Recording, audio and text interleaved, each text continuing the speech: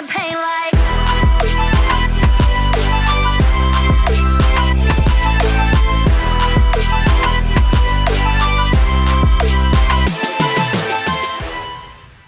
Hey guys, dearyoongi here, and welcome back to my channel. Today we're revisiting my series focusing on K-pop idols, images and personas, and in this video we're going to be talking specifically about the role of the maknae in a K-pop group. So we'll go over what it actually means to be a maknae and why it's more than just being the youngest in the group, some examples of idols who've struggled under that label, and of course what kind of damage it can cause in the long run. So without further ado, let's get started. First of all, let's define that term and what it really means.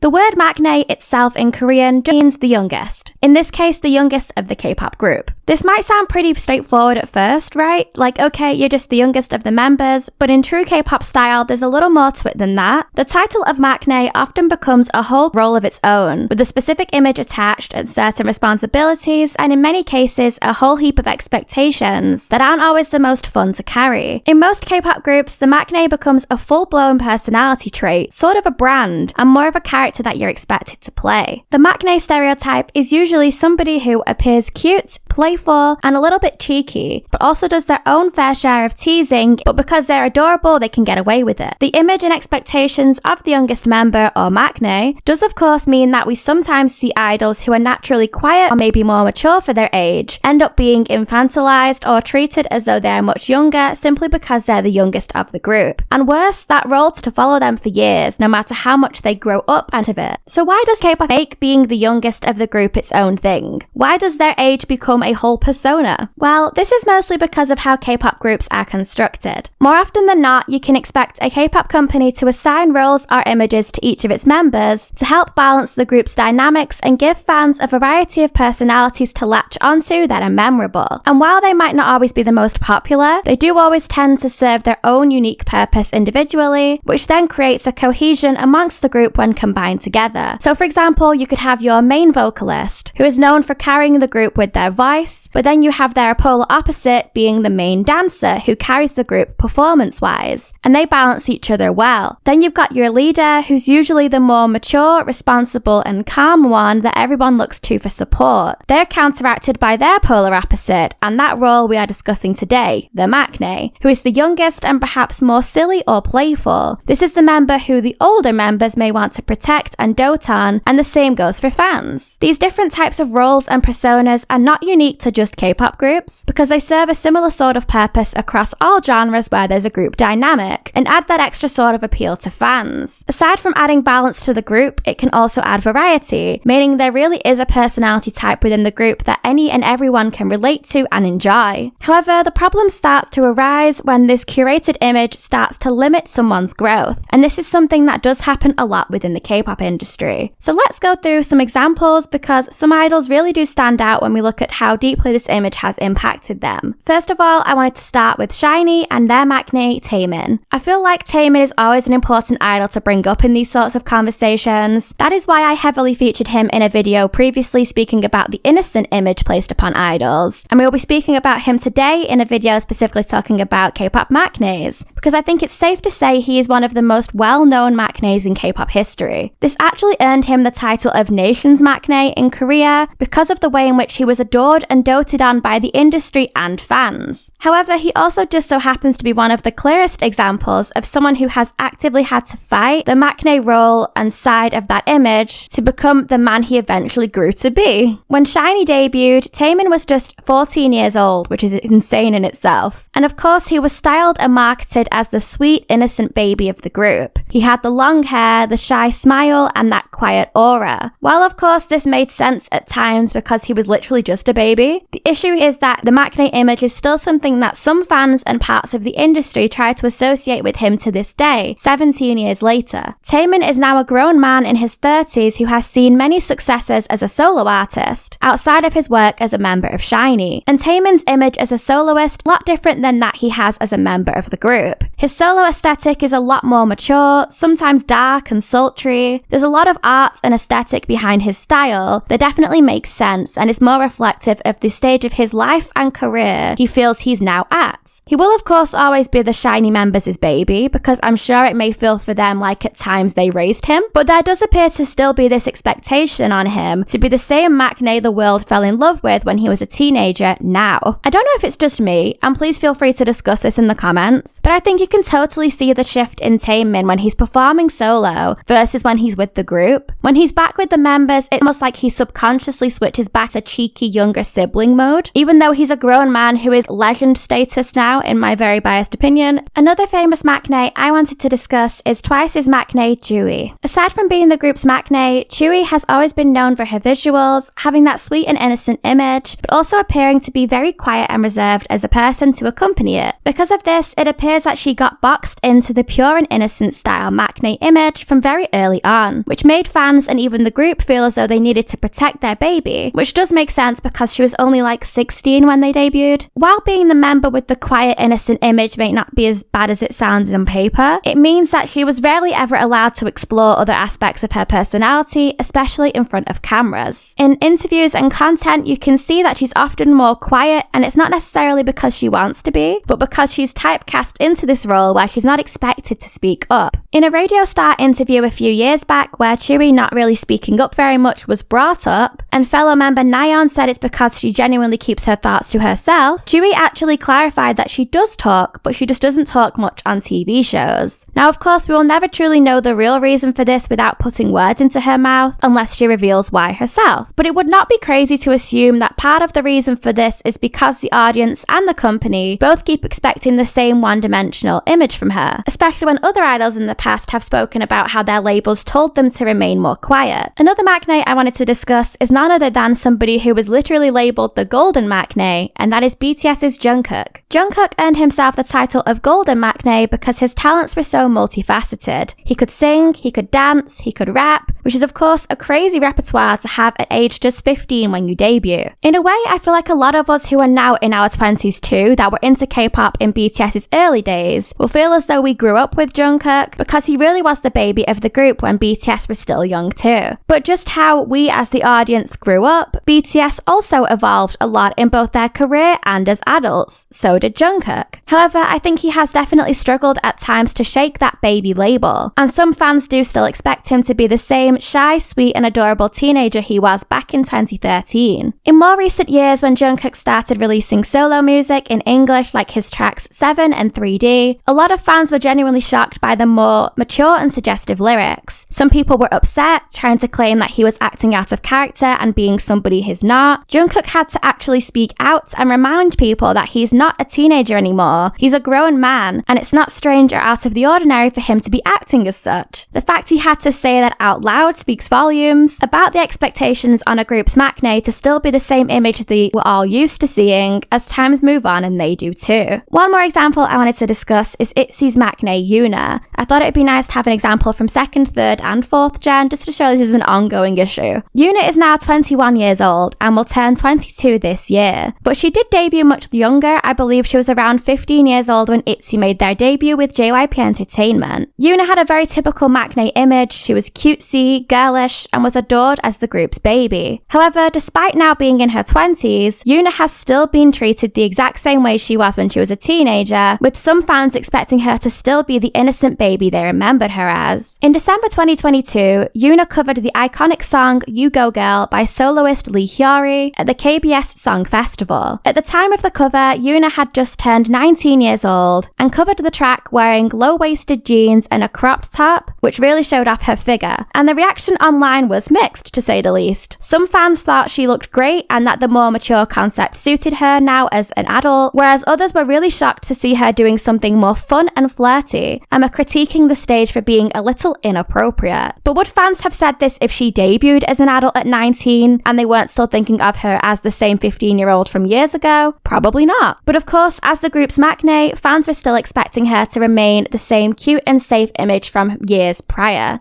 Okay, so moving on. Now we have looked at some examples of particular maknaes in K-pop. What exactly are the struggles that come with the maknae image in general? First of all, let's discuss the issue of being caught in time and nostalgia, which relates a lot to the issue we discussed that, for example, BTS's Jungkook had, with fans who were shocked to see him experimenting with more mature lyrics despite being in his 20s. And to be fair to fans who act like this just for a second, I don't think any of us are immune to nostalgia. I do it too, in the sense that I often find myself reminiscing on my earlier days as a K-pop fan when everything felt so fun, simple and easy, because I was also just a kid myself who liked the music. But nostalgia should be just that, reminiscing on the past, not something you use to try and dictate the future, especially of other people. And that feeling of nostalgia is what keeps idols stuck in the past too, because no matter how old you get, people will always bring up how cute you were back in the day or treat you like the same baby you were years ago. That itself can be incredibly limiting when you're trying to grow your image or take on new projects as someone who's at a different stage in their life. You'll become almost sort of stuck going around the same loop and never truly growing or developing. I can only imagine the emotional toll this takes on idols who are trying to develop as people. Another potential problem with the maknae role in K-pop is the issue of forced personas versus real identity. While the stereotypical maknae persona might make sense for somebody who is the youngest in their group and literally still a teenager in society, that doesn't mean that every idol will exactly be thrilled with the idea of being seen as the group's maknae, or having this image of being cute and childish pushed upon them, but they simply just do not have a choice in the matter. I think an example of this comes from 17 and their maknae Dino. The group was initially supposed to consist of 17 members. I know, shocking, right? Who'd have guessed it? But a member who was younger than Dino withdrew from the group prior to their debut. This therefore meant by default that Dino became the group's maknae, and he has actually spoken in the past about the fact that he had his apprehensions regarding being the maknae of the group, which does make sense as the members have spoken in the past about how he is an old soul at heart who is more mature than was realized for his age. Dino revealed in the past that prior to 17's debut, their label Pledis offered him two options: debut now as 17's maknae, or debut with the label's next boy group and be a leader within that group, and likely probably one of the older group members. Now, as a Dino stan myself, I'm of course very glad he picked the former and not the latter, considering it took Pledis almost 9 years to debut their next boy group TWS. But this situation does perhaps show us the internal struggle that an idol may have with harboring the maknae role, especially if you are somebody who perhaps does not want to always be teased and babied and would rather be taken more seriously. And last but not least, one more issue with the maknae image I wanted to address, and perhaps the best for last, it's that dreaded A word, aegyo. Aegyo isn't just something that is expected of maknaes within the K-pop world, because pretty much all idols will have to face requests for them to do aegyo and act cutesy at least once or twice. But because a stereotypical view of the maknae role does involve being more cute and innocent, it's almost as though aegyo becomes part and parcel of daily life for a K-pop group's maknae, even when they are older. And many idols have expressed how much they resent this in the past, but an example we can look at specifically relating to a group's maknae is Mamamoo's Hwasa. Hwasa is renowned for being very unapologetically herself, pushing the envelope with her style and aesthetic, and never just submitting to whatever is expected of a woman in the industry. But aside from her career as a soloist, she is the maknae of her group Mamamoo. In the past at fan signs where fans have asked Hwasa to do aegyo, she has simply said no and didn't do it, because 1, aegyo doesn't exactly fit with her bold, powerful image, and 2, she simply didn't want to do it. And I can't exactly blame her. Hwasa is a great example of why we can't just expect maknaes to be good with doing aegyo just because they're the youngest in the group. But unfortunately, not every idol gets to opt out, especially when they're the maknae. If your company thinks fans want to see you do aegyo or acting more innocent, you're probably going to do it, whether you like it or not. Okay, time for my final thoughts on the maknae image in K-pop and everything that comes along with it. I totally understand the idea of giving group members defined roles or images. It can help fans get to know them by separating them from their other group members. It can add dynamic variety to the group, and sometimes, yes, it can even be based on genuine personality traits, and they're more naturally cutesy or playful, etc. That's fine. But there's a big difference between somebody who just so happens to be the youngest and more mischievous, or more shy and quiet, than assigning an image and trapping somebody into a box they can't get out of for years later. The way the K-pop industry treats its maknaes often feels less less like clever branding and more like infantilization. This obsession with youth, purity, and innocence, it's not just a quirk of the genre, it can actually be quite damaging. It normalizes debuting very young idols and expecting them to maintain that baby persona for years to come. And it creates this weird pressure where even adult idols feel like they can't express themselves fully without receiving some sort of backlash or critiquing. In my opinion, the maknae image doesn't need to be eradicated or anything. I don't think it's that serious, or that it's doing that much harm simply by just existing. However, I do feel like the industry would benefit a lot from creating clearer boundaries between performance persona and real life identity, because at the end of the day, these idols are human beings, not just characters for our enjoyment. This is especially important as idols grow older, because an image or persona that was assigned to them or made sense for them when they were a child is likely not going to be reflective of who they are decades onwards. I feel like those of us who are the youngest in their families will totally understand this phenomenon. I myself am literally the maknae of my family, and I am substantially younger than my older sibling, cousins, and everybody else in the family. Now I'm in my mid-20s, I still get treated as though I'm the baby of the family. But that's fine, because at the same time, those relatives do understand that I have grown up and I'm not the same child they used to babysit or walk home from school. I don't think K-pop idols are always allowed that same luxury, and that is how we end up with these situations where idols literally have to remind fans that they are grown adults too. And while they may always be the baby of their group, they themselves don't want to be treated as such. And maybe the issue isn't that maknaes are expected to be cute, but that they're rarely allowed to do anything else. Okay guys, and that was it for today's video. Thank you so much for watching if you got this far. If you enjoyed this video, please give it a thumbs up, and I would love to hear your thoughts on the maknae role in K-pop. Have you ever found it to be problematic, or do you think it's just innocent fun? If you're new here, please hit that subscribe button and turn on the notification bell to hear whenever I upload, and I'll see you next time.